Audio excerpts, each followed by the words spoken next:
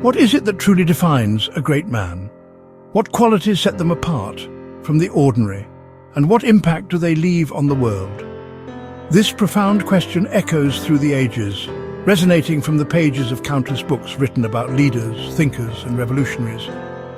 These texts attempt to dissect the essence of greatness, searching for the common threads that bind these extraordinary individuals. Consider figures like Napoleon Bonaparte, the brilliant military strategist and emperor who reshaped Europe, or Genghis Khan, the fearsome Mongol leader who forged the largest contiguous empire in history.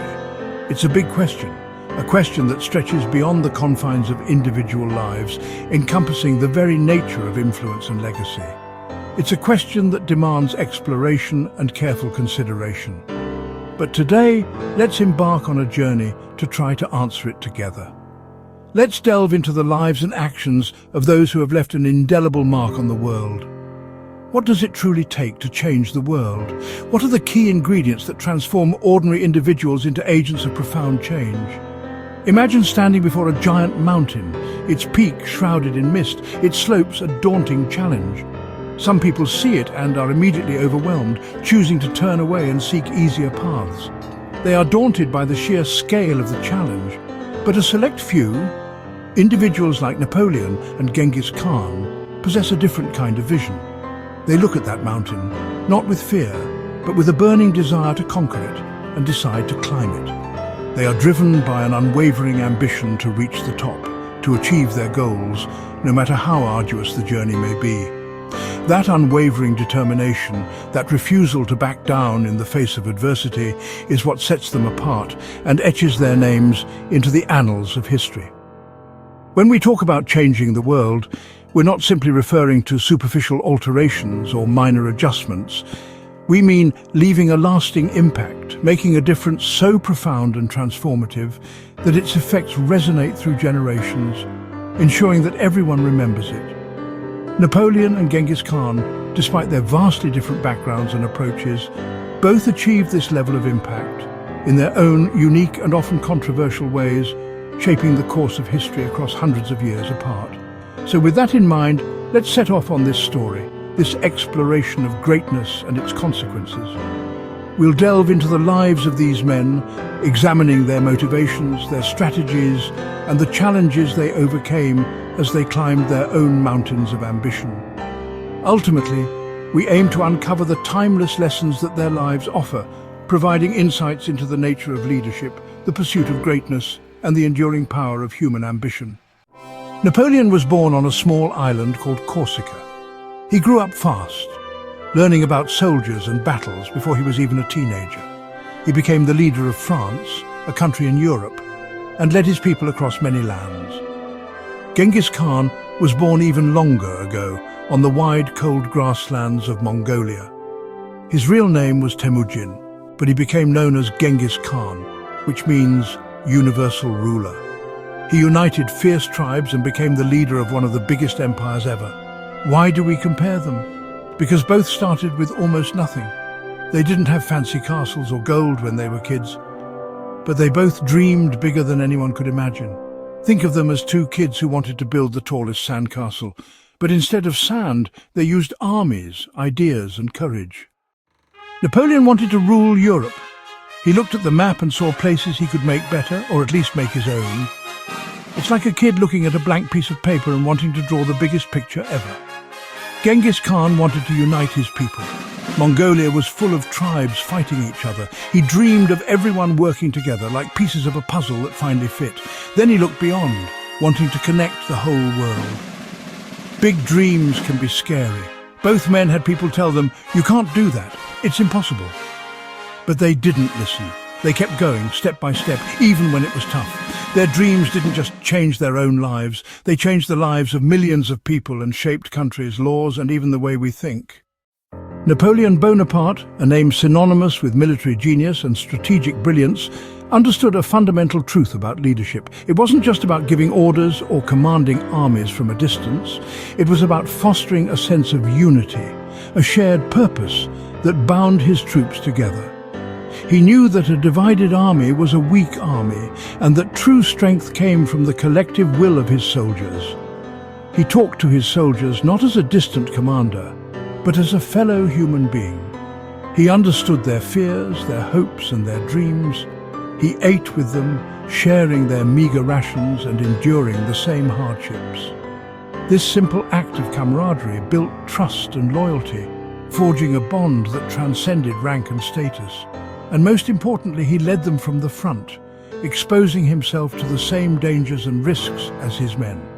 He wasn't afraid to get his hands dirty, to fight alongside his soldiers, and to inspire them with his courage and determination. Imagine a soccer coach, not barking orders from the sidelines, who plays right beside the team, running alongside them, encouraging them, and sharing in their triumphs and defeats. When things were hard, when the game was on the line, and the pressure was mounting, he was right there in the mud with everyone else, fighting for every inch, and inspiring his team to never give up. Genghis Khan, the legendary founder of the Mongol Empire, was a leader who remembered everyone's name, from the highest-ranking general to the lowliest foot soldier. This simple act of recognition made each individual feel valued and respected. He listened to his warriors, not just to their battle plans, and cared about their families, ensuring their well-being and providing them with the support they needed. In a way, he was like a camp counselor, guiding and nurturing his people, who made everyone feel important and safe, fostering a sense of belonging and loyalty that transcended fear and hardship. Both men knew that to win big, to achieve lasting success, you need people to follow you, not out of obligation or fear, but out of genuine respect and admiration. And not just because they have to, because they are forced or coerced, but because they want to, because they believe in you, in your vision, and in the cause you represent. That's real leadership, the kind that inspires, motivates, and empowers, making people believe in something bigger than themselves, something worth fighting for, something that unites them in a common purpose. If you've ever helped your friends build a fort, working together to create something amazing, or played a team game, striving towards a shared victory, you know this feeling. It's not about being the boss, dictating orders and demanding obedience. It's about working together to reach a goal, collaborating, supporting each other, and celebrating shared success. So, Napoleon, a powerful figure in history, decided that France needed a fresh start. He understood that the old ways weren't working, and to build a strong and stable society, new rules were essential. He set about creating these new rules for France, rules that would touch every aspect of French life, from how people interacted with each other to how the government functioned. He didn't just make rules, he created laws. These weren't just any laws, they were designed to be fairer than what had come before. He wanted a system where everyone had a chance, where justice wasn't just for the privileged few. These laws were meant to be a guide, helping people understand the difference between right and wrong. They were designed to create a more just and moral society where people could live together in peace and harmony. And the amazing thing is, some of his ideas, the core principles behind his laws, are still used in many countries today. They've stood the test of time and continue to influence legal systems around the world. Think about it like this. Imagine you're making rules for a game, any game. You need to make sure everyone knows how to play, what's allowed, and what's not. That's the only way to ensure a fair and enjoyable experience for everyone involved. Genghis Khan, another powerful leader from history, also understood the importance of rules. He created a set of laws called the Yasa. It was like a giant book, filled with all the do's and don'ts for his entire empire, a comprehensive guide to how people should behave and interact.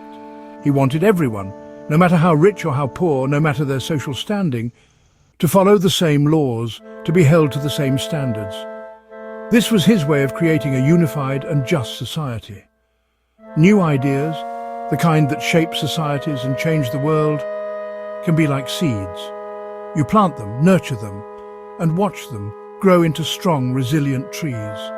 And those trees, those ideas, can last for generations, shaping the lives of people long after you're gone. Both Napoleon and Genghis Khan, in their own ways, planted many seeds of new ideas. Some good, some not so good, some that helped people and some that caused harm. But they grew all the same, shaping the world we live in today.